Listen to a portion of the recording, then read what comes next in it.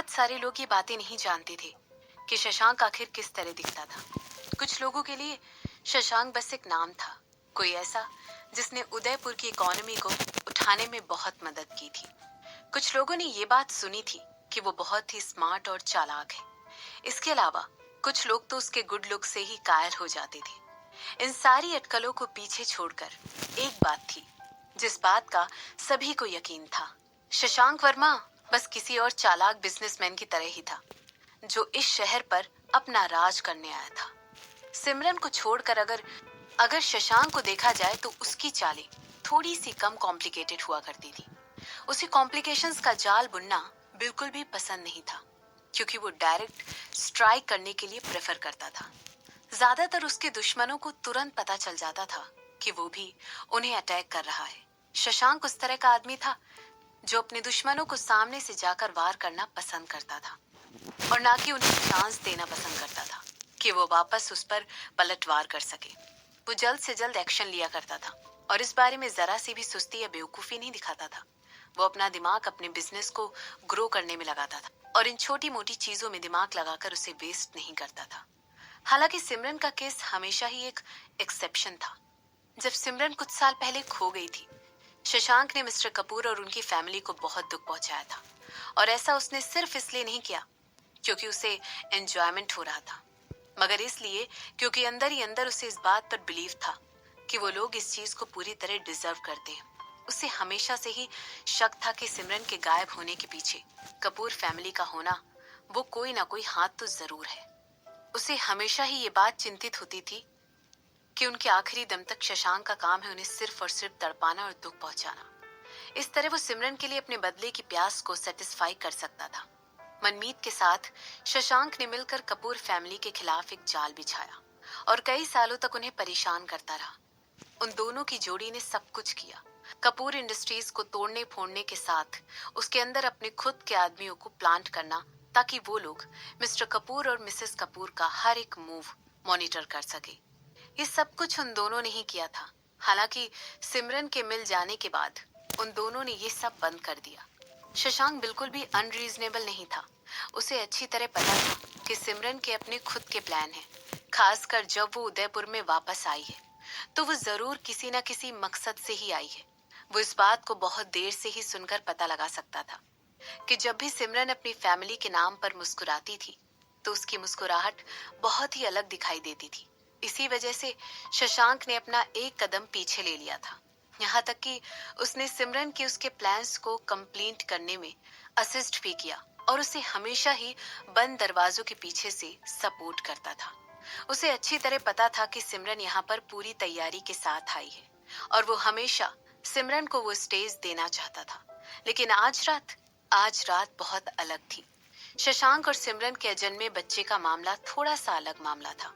वो वहां पर दूर खड़े होकर एक तमाशा देखने वाले इंसान की तरह एक्टिंग नहीं कर सकता था, जबकि उसकी खुद की वाइफ उन लोगों के साथ डील कर रही थी जिन लोगों ने उसके साथ इतना बुरा किया था। आज रात शशांक ने डिसाइड किया कि अब उसका टाइम है कि वो इस मामले में उभर कर सामने आए।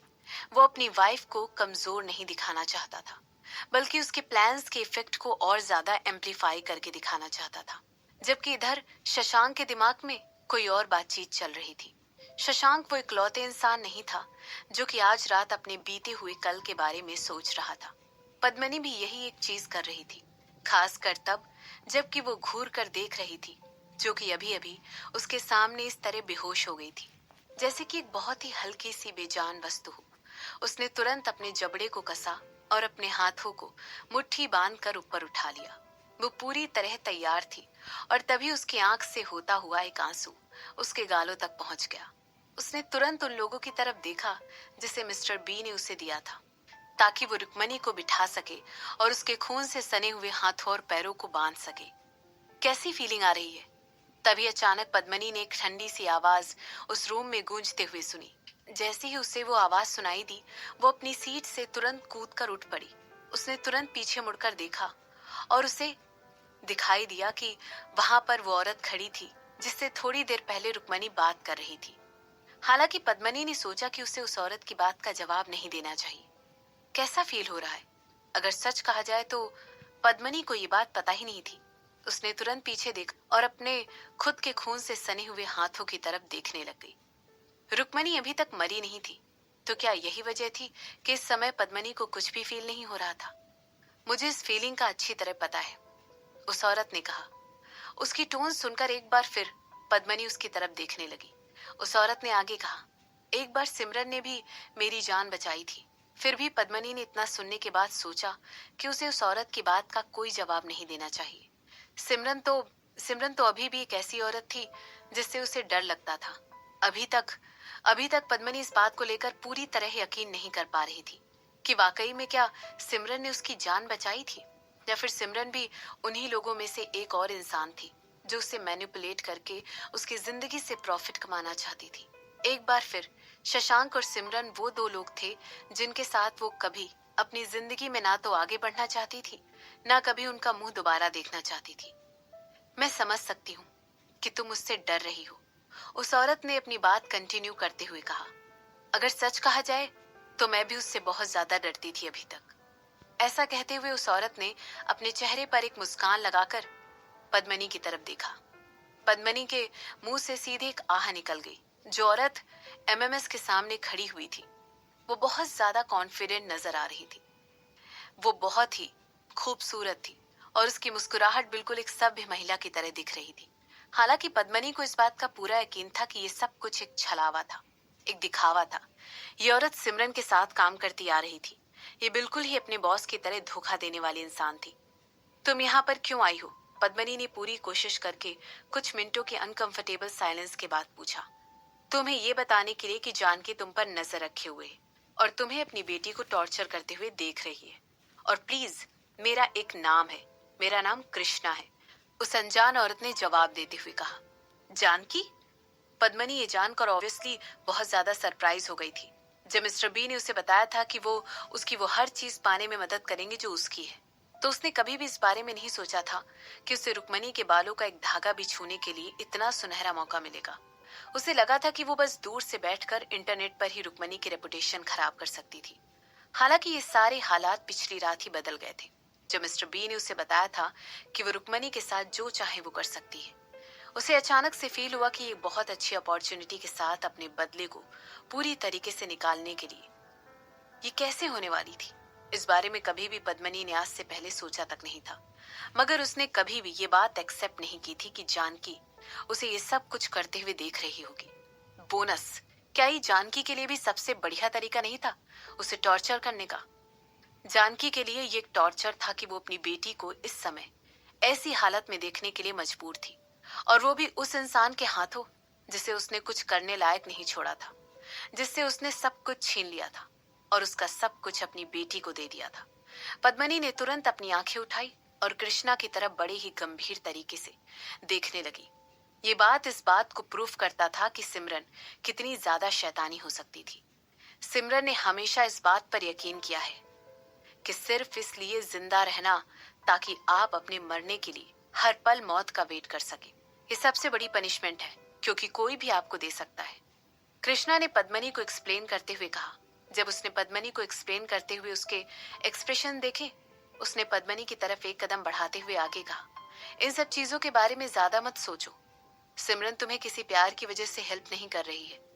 ओह, पद्मनी ने अपना सिर हिलाते हुए ये दिखाया कि वो इस बात को पूरी तरह समझ रही है। अगर देखा जाए तो कृष्णा बिल्कुल सही थी। भला सिमरन उस जैसी औरत को हेल्प क्यों करती? बल्कि उसने तो एक बार सिमरन के हस्बैंड को भी उससे छीनने की कोशिश की थी। लेकिन इस समय वो बस एक अनाथ थी। उसकी कोई वैल्यू नहीं थी और वो इस समय एक एम्बेरसमेंट का पात्र थी। आखिर उसकी तरह की कोई औरत। और इससे पहले तुम अपने आप को ऐसा बताना शुरू करो कि तुम कितनी बेचारी हो, तुम यहाँ पर आ गई, यहाँ पर। कृष्णा ने ऐसा कहते हुए पद्मनी को एक कार्ड पकड़ा दिया और आगे कहने लगी, अगर तुम्हें किसी से बात करने की इच्छा हो तो मुझे कॉल करना। मैं अब्रॉड में एक एजेंसी के साथ जुड़ी हुई हूँ और उनके साथ काम करती हूँ। वो एजेंसी औरतों को वापस अपने पैरों पर खड़ा करने के लिए मदद करती है, खासकर तब जब कोई औरत एक बहुत बड़े गहरे गड्ढे में गिर गई हो। पद्मिनी ने तुरंत उस कार्ड की तरफ देखा। उस पर कृष्णा का नाम लिखा हुआ था और साथ ही साथ एक ऐसा लोगो बना हुआ था जिसे वो पहचान नहीं पा रही थी। ये संस्था सिमरन और उसकी नानी माँ ने सालों पहले शुरू की थी। हम लोग यहाँ पर औरतों की मदद करते हैं, उन औरतों की जिनका रेप किया गया हो, जिन्हें किसी तरह से यूज किया गया हो या साइकोलॉजिकली मिसट्रीट किया गया हो। अभी तक हमारी 10 अलग अलग देशों में 10 ब्रांच हैं, तो तुम कह सकती हो कि हम अराउंड द वर्ल्ड हैं। लेकिन सिमरन ने बहुत सारी ऐसी औरतों से जुड़ी हुई चैरिटीज की मदद की है और हजारों औरतों को वापस जीने का मकसद दिया है। ऐसा कहते हुए कृष्णा ने पद्मनी को एक खूबसूरत सी स्माइल दी और आगे कहने लगी, मैंने ऑलरेडी तुम्हारे लिए एक लॉयर का इंतजाम कर दिया है, जो तुम्हारे लिए एक बहुत ही मजबूत बनाएगा, ताकि तुम लीगली मिस्टर राजवंशी और उनकी बेटी से वो सब कुछ वापस ले सको जिस पर सिर्फ और सिर्फ तुम्हारा हक है। हालांकि फिर भी तुम्हें खुद को हील करने की जरूरत तो पड़ेगी ही। पद्मनी ने अपना सर नीचे किया और अपने खून से सने हाथों को एक बार फिर से देखने लगे।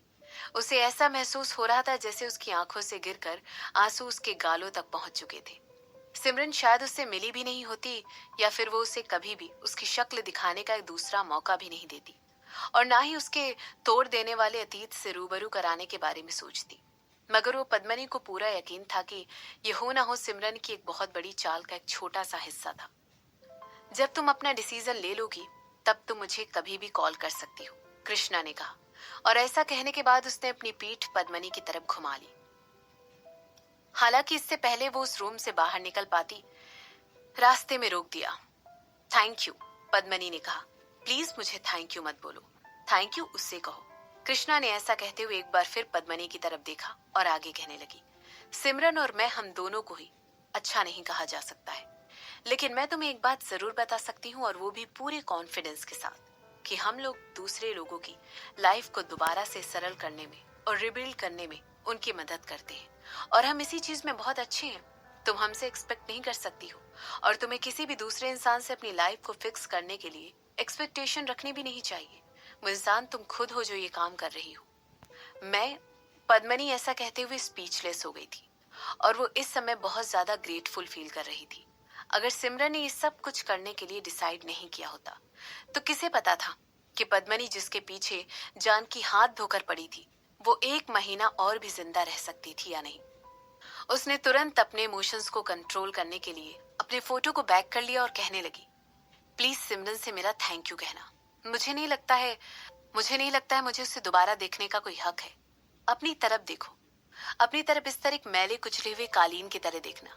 जब सिमरन ने मुझे ढूंढा था, उसने मुझसे कुछ ऐसा ही कहा था, मैं कभी नहीं भूल सकती हूँ।